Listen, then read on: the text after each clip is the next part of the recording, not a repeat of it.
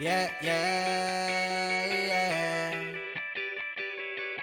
I'm still here after all these years, after all these tears I shed.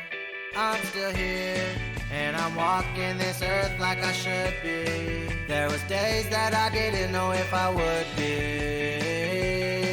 Yeah, yeah.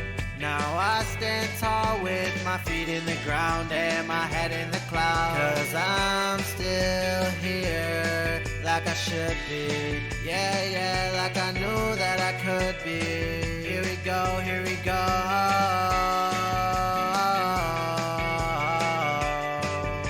I'm still here.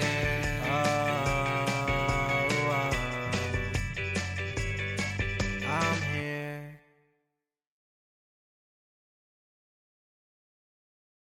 All right. Welcome back. I'm so excited. This week we are featuring a sensational survivor, and her name is Sharon. Sharon, would you like to introduce yourself? I'm Sharon Hamilton, 19-year thriver this 4th of July. Ooh. And so one of my anniversaries is coming up pretty quick. What do you count as your anniversary?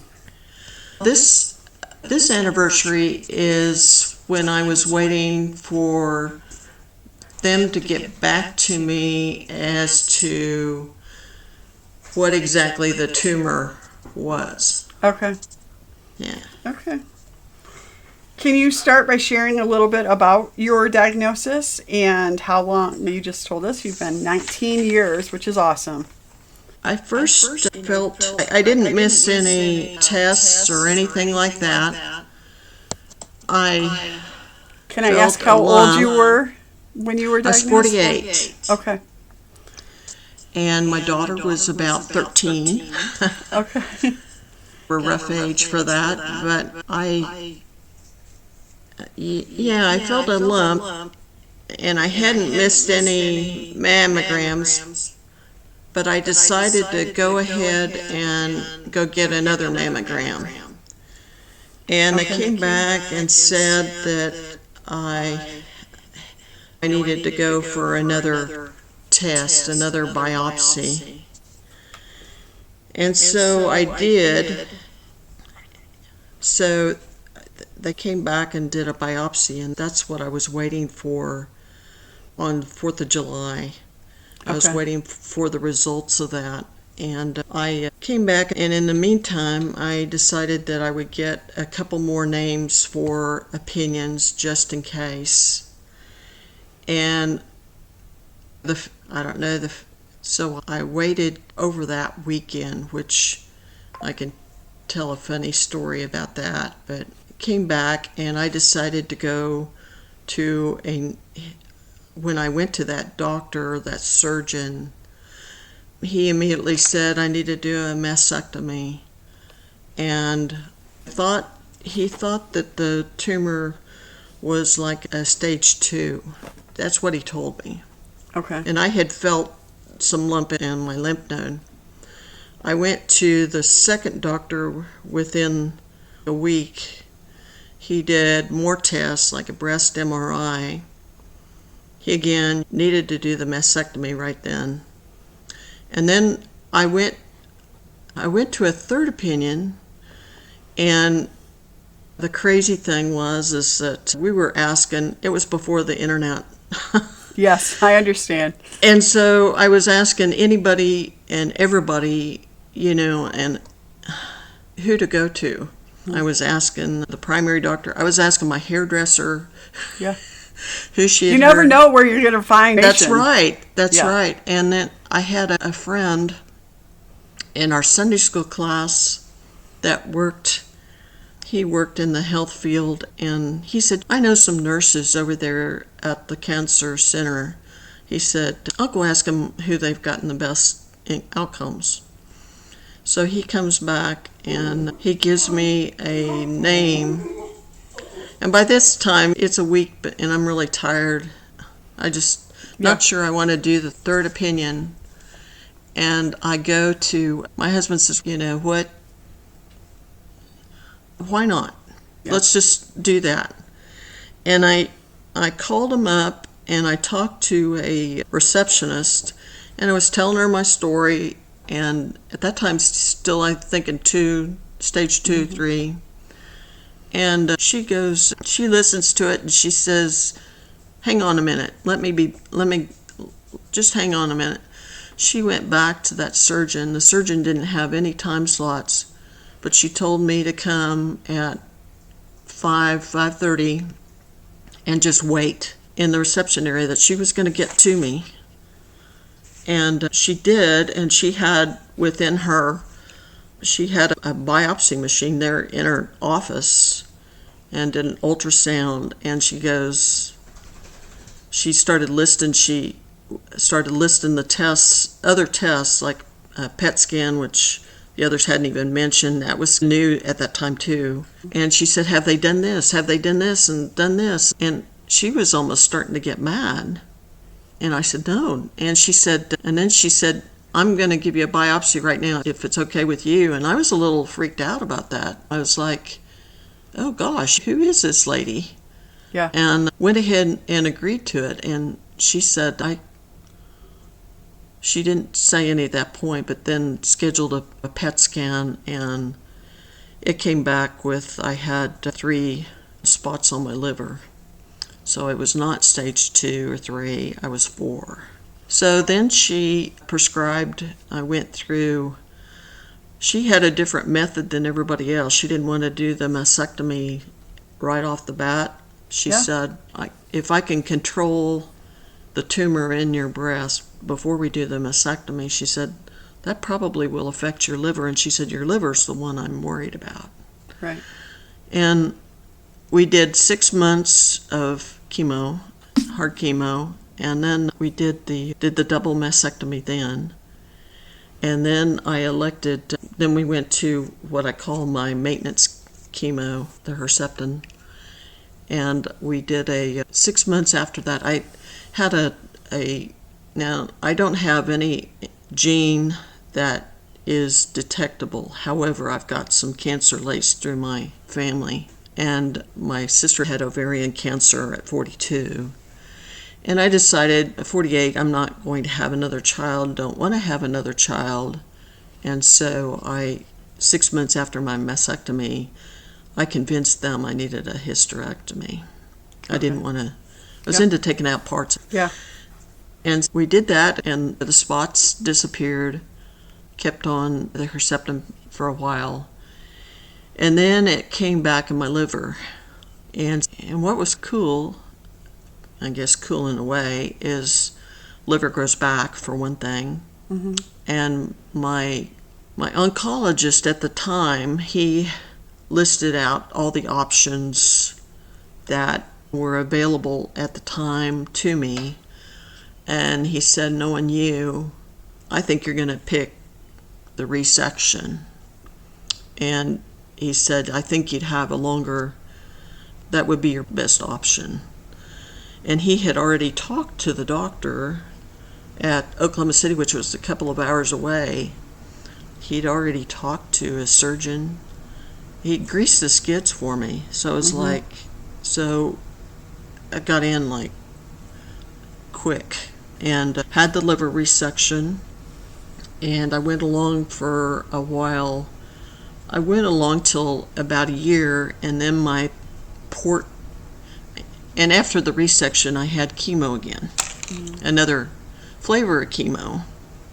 And for those of you that have been on chemo, they're always checking your blood, and either you don't have enough red blood cells, you don't have enough white blood cells, and then you have shots and all of that to go on. And then about a year after that, my port got infected.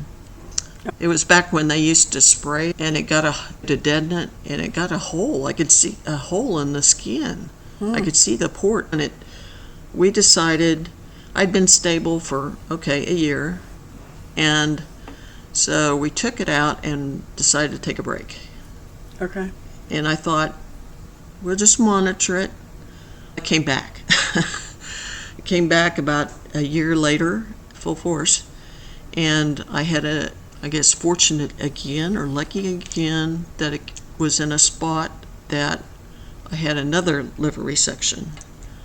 And this time it was 40% of my liver taken.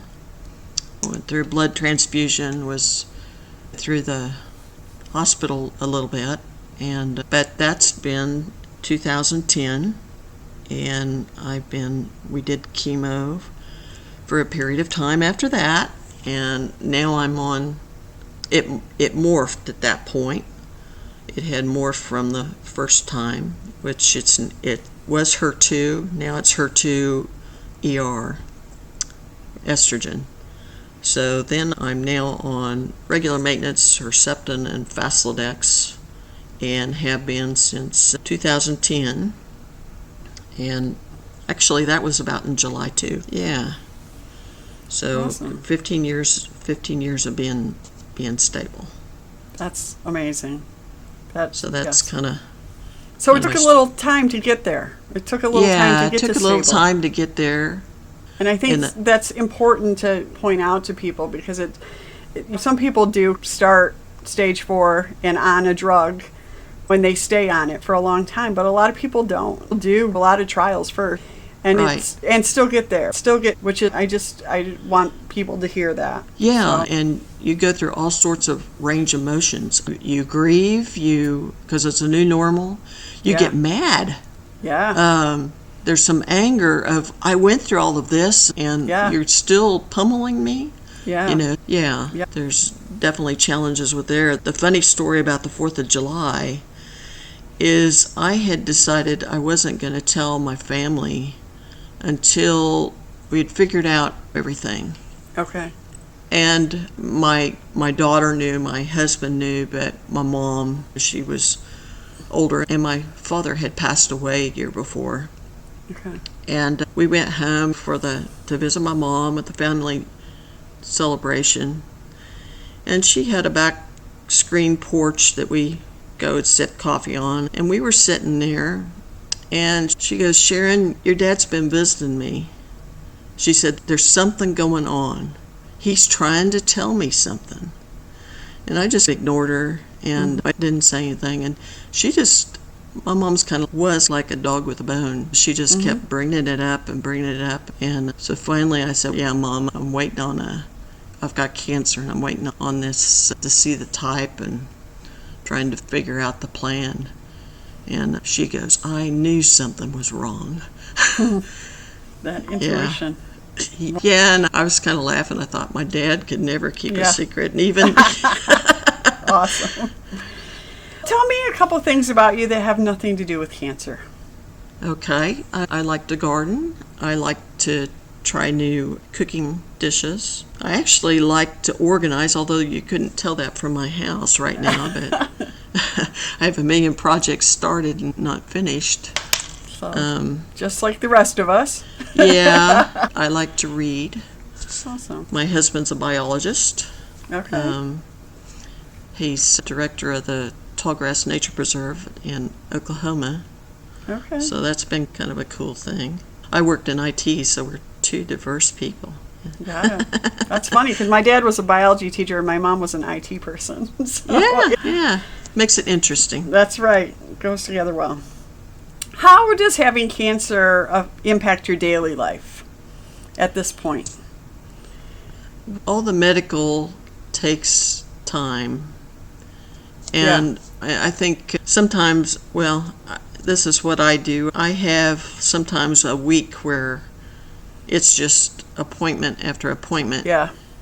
And there's that, but I actually purposely try to do it that way. Yep. Because then I have a couple of weeks where I don't see anybody from the medical field if I don't have to. Yep. So I do things like that. My energy level varies. I'm retired, so I can take a nap. I do that frequently. I think that's probably just the lack of energy, I think, is you don't realize what a huge impact it can have. impact, Yeah. How do you handle fear or uncertainty when it comes up? That's a hard one. I had to get to a point where I Worrying is taking away time from you. Yeah. And time is precious. Yeah. And if you can put to where, if you're a person of faith, to where you put it in God's hands, but it took me a while to get there. And two, there was a period where I was so busy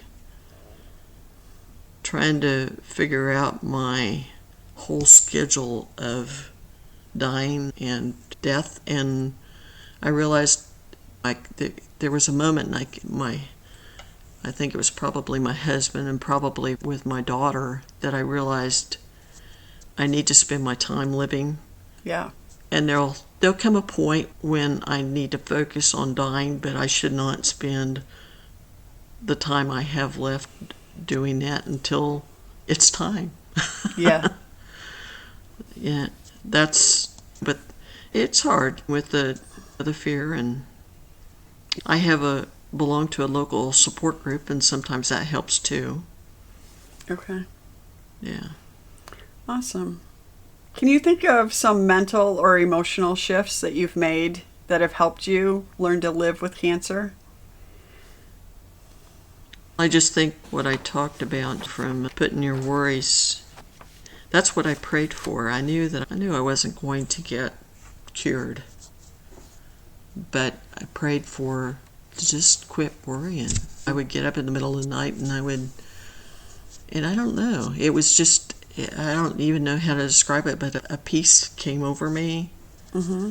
And I just realized that I just really needed to. And part of that too, my family has always been big on vacations, so we try to do that. And I've taken some vacations. Sometimes it's, oh my gosh, what are you doing? And I've just made my doctors go along with it.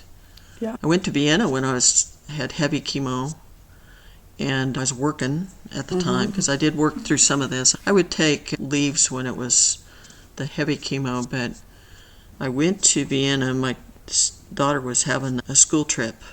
Okay. And I thought, time passes by. I may never have the opportunity to ever do this again, to ever hear her play the violin in cathedrals. I need to go. Yeah, it was a little taxing at times, but we were able to rest along the way. Yeah, I think cancer teaches us that it is about the memories that we can make. Those are the most important things, right? Yeah. So yeah. I feel like when you have to say no to things because of how you feel, that's even like a double whammy. It's really important. Do you have any routines or habits that help you get through your days, feel hopeful, grounded? Any other things? I think it's easier now that I don't have to go to a job. Yeah. Well, I think that's also important to talk about, and even just on a different kind of level of that, we do not recognize how taxing living with metastatic cancer is. Because people look normal, it doesn't mean that their bodies are operating normally, and I think that we just don't acknowledge the difficulty of it, and we expect unheard of things from people. Oh, you look fine, go to work. I'm not fine, I'm exhausted. Or this medicine does these. Yeah, the exhaustion, and having a boss that understands that. Yes. Even going to all the medical appointments is exhausting. And then I would find that you get to where your memory is bad. And so writing down everything. And I was fortunate enough to be in a job where I could work a lot from home. Okay. Which was really good, just from, it can be taxing. But at the same time, I did that to provide normalcy for a while. But as far as my routine now, to provide hope, we still try to do vacations. I do what my hobbies of what I like to do. I think just focus on what you can do. If there's things that you'll grieve, it's hard to do like a full day activity. We just plan around that, but I think I've planned around it so much. I don't know if my daughter remembers me pre-cancer.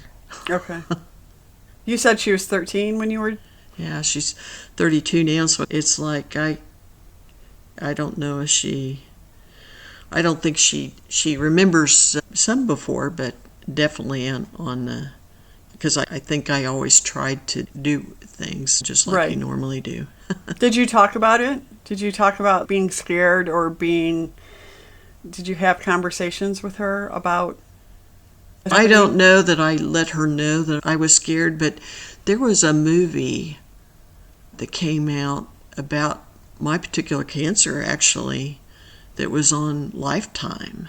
Okay. And unbeknownst to me, she watched it. Okay. And it was, I think, funny that I think Revlon at the time gave money for her septum, which was a huge major. So she started where she was buying everything from Revlon. She's still from that. And I know she was scared. Yeah. And we went through a period too where I had some help from Sunday school, bringing dinners and stuff like that, and she did not like that at all. You get where different people react differently, and especially based on the age they react differently. But for sure. What's been the most helpful to you on this journey, like emotionally, spiritually? Who's been who or what? I don't know. I've had different people. Obviously, my husband, he was so overwhelmed initially that because I'm usually the planner, know what to do. And so his job was, he ended up being the scribe. So he would go to the major appointments. He doesn't go to all my treatments now because they're pretty standard, but he would go to the major appointments or major chemo, and we have a notebook where we've kept all of our questions, all of the responses, and that's what he would do. He would go with me and he would write stuff down. So he was helpful in that way. I think my daughter helped him out. In all of my operations, she take off school to be with him. I had a group of friends from work, a set of girlfriends, and they would come, and it was cute. They'd always include my daughter in them too. So I had that. I had a Sunday school group that I had a small group of ladies at church, older ladies that prayed for me. Mm-hmm. When I had one of my operations, which was like 2 hours away, I worked with basically all men, a couple of women. Yeah. But and certainly women in other departments, but I had a group of guys that showed up at took off work and traveled a couple of hours to come see me. And I had another friend that she, for a year, sent me a card every week. Yeah. Just didn't say anything, just a little pick me up. So I don't know, I've had a village. Yeah, that's awesome. That's what we need for sure. And it's amazing, different people show up at different times. Yes. And the things, sometimes small things become big things. And it's really cool. Yes. Yeah. Okay, as we kind of start coming to an end, what do you want other women with breast cancer to know? That it is possible. What would you tell them? I think focus on what you can do. If you have something that's a passion of yours, figure out it, look at it a different way, or find a new passion. I did not think a support group was for me, or I thought, okay, that maybe I bring hope, but they've given back to me as well. And I only went because I had a friend that we have a cancer group here in Bartlesville where I live, that she decided she wanted to start up like a Gilda Radner Okay. and type of thing. She had been to MD Anderson, and so she started that here, and she had breast cancer, and then, unfortunately she's not with us anymore, but she was the one that encouraged me to start going, because I can remember we talked one time after I had just met her, and she said, "Sharon, I wished I'd have met you earlier." And I said, "Okay." But I've gone, and you get where people have symptoms that maybe you didn't realize were going on that are associated with chemo. Yeah, I'm the opposite of all of that. I don't like to know. Oh, really? I don't like to associate things with side effects. I did, where I went on a trip, of course, another vacation, to New York, and we were walking all over, and my feet just were sore. And come to find out, plantar fasciitis can be triggered by cancer or by the chemo, and I didn't realize that. Yeah. I would say you have to be your own advocate. Like I said, that was the third opinion. Yeah. I had another session where my oncologist was retiring and got put with another one. I did not have a good feeling because of he couldn't come back and answer questions. So I went to another one. Yeah. Yeah, don't be afraid to change. Yeah. Be prepared with your questions, with the treatments. I always like someone that's able to not be afraid of questions and go over all the pros and cons with me so that we can figure that out together. But I was thinking I don't know. I think certainly having a village, I think too, that the sad thing about it is you will find that there are some people that can't handle it. Yep. You're too much for them. Yep. They're afraid, I don't know, either they're going to catch it or that you're going to talk about cancer all the time.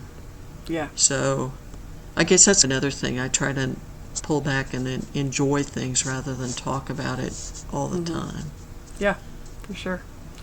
Yeah, I always say that I want to live with it. I'm not trying to be in it every day, right? It's part of my life, but I don't want it to be all of my life. All right, the name of the podcast is I'm Still Here. What do you want our listeners to know about what it means to say I'm still here when you're living with metastatic breast cancer? I think just remember to live to the extent you can.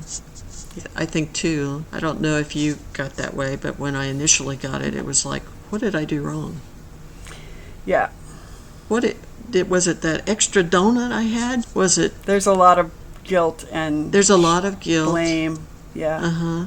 And you also go through, if you've lost body parts, it's a grieving, and it's a grieving of that till you get to your new normal. It's a grieving of the life you envisioned, right? And all these appointments, oh my gosh. So when I leave the session with my oncologist, I try to put a data in there to help them plan as well. But so I think control what you can. There's some things you can't control. But I think forgive yourself. Yes. There's really nothing to forgive. Things happen. This is I think what happens with blame and shame and all of that, because I definitely dealt with that as well. I thought it was for sure actions or kind of consequences of actions, but realized that no, wait a second. There's a lot of people that do the same things or whatever it is, right? And get cancer. It wasn't a direct result of an action. Right. It wasn't like a lightning bolt. Right. And the reason people continue to say, what did you do or what were you doing, is because they want to be able to say, I didn't do that, so I'm not going to get it. They want to be able to delineate themselves from somebody that has cancer or whatever. It's just how we always try to categorize things, but it's really not helpful. And I know people are looking for the silver bullet, and I do work with a nutritionist, and one of the things that she did was a blood test that told what I was deficient in vitamins. And we figured out that my body doesn't absorb like it used to. Yeah. I think I would recommend that to people, is figure out if your body's functioning the same way. And she can measure the immunity, but Yeah. My dog is literally opening my door and letting herself out. I have 2 dogs, and that's another thing. I think if you like pets, Yeah. I had a little dog. I have two now, but yeah, I have one that takes a nap with me every day. That's awesome. All right. Thank you so much for doing this. I really appreciate it, and for sharing your story with others. It's definitely going to be helpful. And I'm going to stop the recording, then we can talk for a second before we... Yeah, and I'm on Facebook and Instagram and all of that. So on Facebook as Sharon M. Hamilton. Okay, and Instagram? You would have to ask. Okay. You know what, we'll put that information, if you want to send it to me, we'll put it in the notes below. Thanks so much for being a part of our community. It means the world to us. Our goal is always to help as many people as possible live well with cancer. You can help us by subscribing and sharing episodes when you hear of others that could benefit from it. We really appreciate your time spent with us and your commitment to offering hope and inspiration to others.